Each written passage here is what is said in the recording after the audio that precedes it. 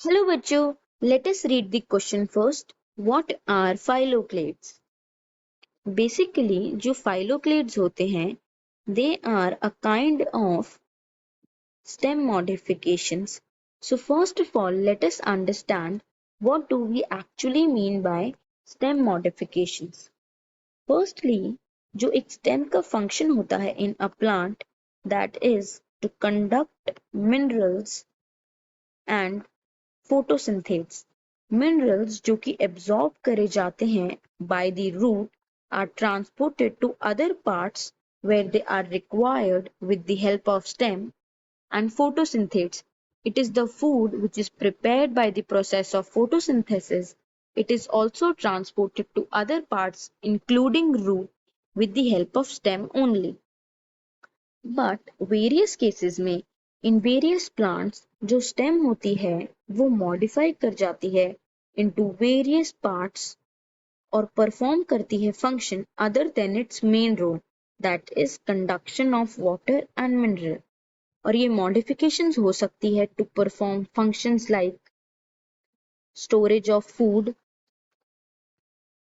इसमें जो स्टेम होती है it gets swollen and store food जो हेल्प करता है प्लांट को इन अनफेवरेबल कंडीशंस. जो इसमें एग्जांपल्स इंक्लूडेड है that are potato, ginger and turmeric. Secondly, for protection purposes जिसमें it form structure like thorns जो हेल्प करते हैं प्लांट को to avoid unnecessarily browsing animals.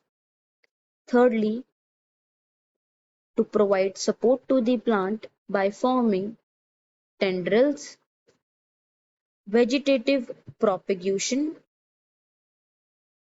जिसमें जो plant होता है it expand its population and explore new niches. Lastly, to perform the process of photosynthesis. But अगर हम specifically बात करें phylloclade stem modifications की, तो in arid regions वो region होते हैं which receive very low precipitation और very less rainfall count. इन particular areas में जो stem होती है ये modify कर जाती है to form phylloclades. In structure like phylloclades, basically जो leaves होती हैं they get reduced to spines due to which जो प्लांट की ट्रांसपिरेशन होता है, transpiration is basically the loss of water from leaves, वो भी रिड्यूस हो जाता है ताकि इन ड्राई एरियाज में भी जो प्लांट है वो अपनी वाटर कंटेंट को मेंटेन कर सके. एंड सेकेंडली, जो स्टेम होती है वो मॉडिफाई कर जाती है इनटू अ फ्लैटेंड स्ट्रक्चर या वो फॉर्म कर लेती है फ्लैशी सिलेंड्रिकल स्ट्रक्चर. और इन दोनों की जो रिस्पेक्टिव एग्जांपल्स हैं that include Opuntia for flattened stem and euphorbia for a fleshy cylindrical stem. Now if we look at the diagram,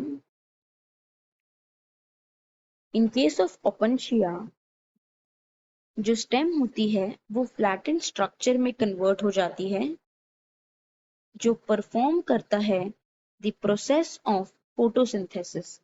because जो लीव्स होती हैं वो तो स्पाइन्स में कन्वर्ट हो जाती हैं, so they no more perform photosynthesis.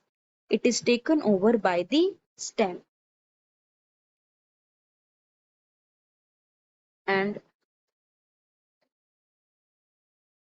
small spine-like structures can be seen on the stem which represent the leaves.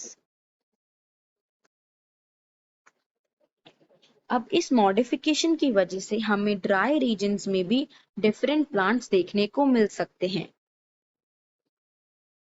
So I hope you must have understood it well that what do actually phylloclades mean. All the best.